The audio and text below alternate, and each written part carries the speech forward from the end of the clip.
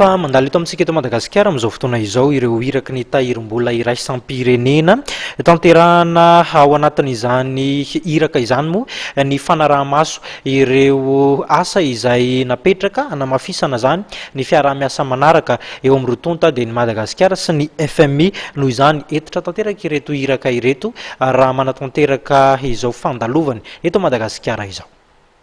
Zava-dehibe iankina no avy ny fiaraha-miasan'ny Madagasikara amin'ny firenena sy ny mpampiasa vola avy any ivelany ny fahatongavan'ny hiraka avy amin'ny tahirim-bola iraisam-pirenena na ny FMI araka nambarany Paito-Karaina Razafindralambirojo.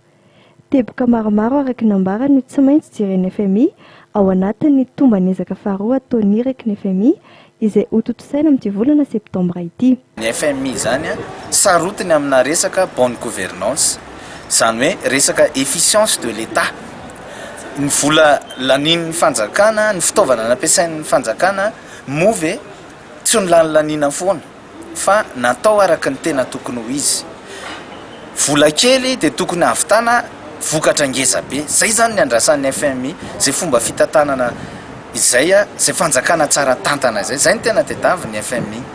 Manahoana sika amin'ireny subvention isan-karazany ireny, satria ireny zany maneho ny fandanidaniam-bola mpanjakana tafahoatra zany.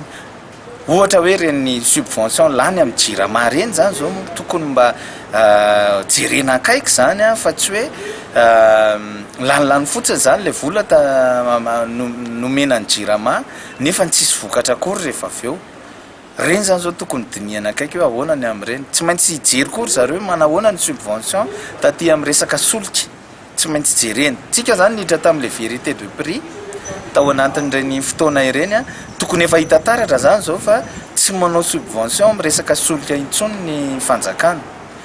Manaraka izany ihany koa zany tsy tokony haneho ny fanjakana fandanidaniam-poana eo mason'ny FMI. Indrindra zany zao ohatra hoe le resaka fisina resaka memorandum ity zany tsy tokony ampiseho zany ny fanjakana andany vola be anambazana député ka amin'ny alalan'ny vola mpanjakana no anaovana an'izany zavatra izany. Tsy mety zany zany zavatra zany eo mason'ny FMI satria fandanidaniam-poana zany tsy mipetraka le efficience de l'État. Ankoatra ireo teboka lehibe ho jeren'ny FMI ihany koa ny mikasika ny momba ny lafin'ny fitoniana. Ny FMI koa tsy maintsy mijery ny lafin'ny fitoniana zany amin'ny ankapobeny eo amin'ilay firenena satria raha tsy misy ny fitoniana zany mazava ho azy tsy afaka mamokatra le firenena.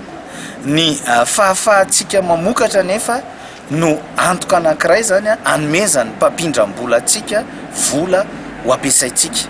Na amin'ny projet ino, na amin'ny projet ino, na anaovana ino, na anaovana ino, na vola vaizy io, na vola ny amin'ny Banque mondiale io, na ny FMI io, na ny amin'ny Union européenne io, na ny amin'ny vola, na ny amin'ny mpampindram-bola hafa io zany ny antoka lehibe tadiavan'ny zareo dia zao hoe mamokatra le firenena ary afaka mamerina n'ilay vola.